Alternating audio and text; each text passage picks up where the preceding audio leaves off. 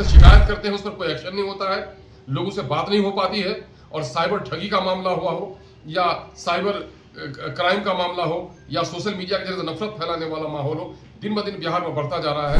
मैं तो पुलिस पर क्या कहूंगा, मैं तो माननीय मुख्यमंत्री से कहना चाहता हूं कि आपने वादा किया था, वचनबद्धता की बात कही थी कि साहब हम क्राइम को बढ़ने नहीं देंगे, कम्युनिज्म को बढ़ने नहीं देंगे और करप्शन को बढ़ने नहीं देंगे। और इस वक्त अगर उन्होंने अपने वचनबद्धता का सबूत नहीं पेश किया और इन चीजों पर रोक नहीं लगाया और बिहार को जलाने वालों के हाथों के हवाले किया, तो फिर इतिहास कभी उनको माफ नहीं करेगा।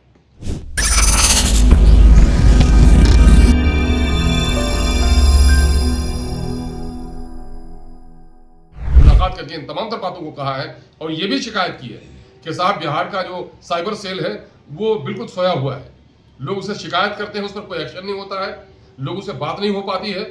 और साइबर ठगी का मामला हुआ हो या साइबर क्राइम का मामला हो या सोशल मीडिया के जरिए नफरत फैलाने वाला माहौल हो, दिन ब दिन बिहार में बढ़ता जा रहा है। वो किसी एक शायर ने बड़ा मशहूर जुमला मैं अक्सर दोहरा के कहता हूँ, सरहद पे तनाव है, लगता है चुनाव है। तो बिहार में चूंकि चुनाव की आमद हो रही है, तो कुछ पार्टियां जो हैं वो तमाम तर नफरत का सौदागरी कर रही हैं।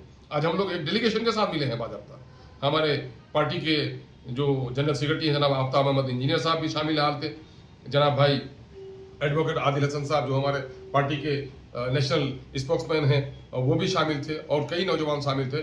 हम लोगों ने जाकर पूरी बातें तफसील से कही हैं और बताया है कि इस पर कार्रवाई कीजिए और ये मामला है। और ये अभी एक दर्दनाक खबर और सुना आज कि 70 साल की एक बूढ़ी औरत है शाहपुर कमाल इलाके में, 4-5 नौजवानों ने इज्तिमाई तौर पर उसके साथ जनाबिल जबर किया है, रेप किया है और उनके कान के सोने की बालियां लूटी है इन लोगों ने। और उससे भी शर्मनाक बात यह है कि उसके शर्मगाह में मैंने बुरी तरीके से वो किया है इन लोगों ने, मैंने बोलने के लायक नहीं है। तो ये सारी बातें हो रही हैं। पुलिस पर क्या कहें? और मैं तो पुलिस पर क्या कहूंगा, मैं तो माननीय मुख्यमंत्री से कहना चाहता हूं कि आपने वादा किया था, वचनबद्धता की बात कही थी कि साहब हम क्राइम को बढ़ने नहीं देंगे, कम्युनिज्म को बढ़ने नहीं देंगे और करप्शन को बढ़ने नहीं देंगे।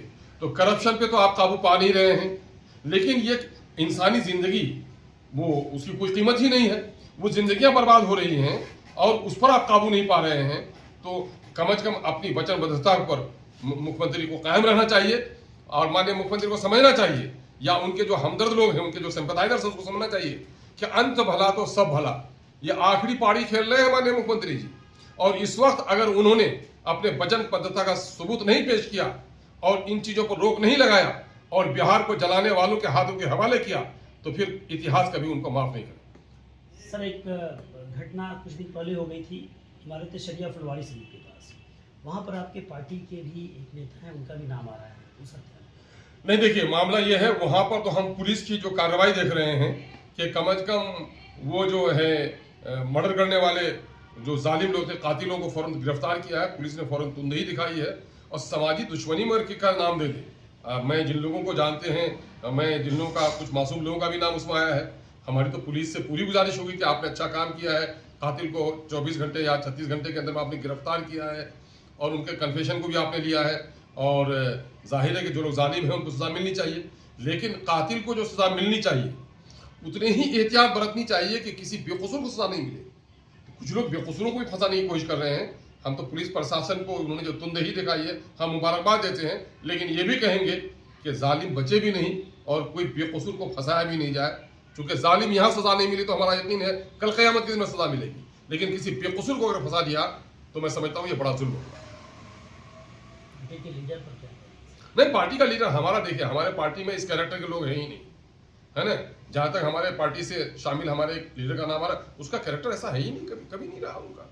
अरे वहां तो लोग गवाही देंगे, फिर वो उनके तमाम तर जो खबरें मिल पाई हैं वो जाए वकूफ पर नहीं था, उसका कोई मामला नहीं है। तो ऐसी कोई बात नहीं है, उनका कैरेक्टर सादा और बेदाग रहा है उनका कैरेक्टर। उस पर खामखा अगर कोई लोग वो करा रहे हैं तो ये अदावत हो सकती है।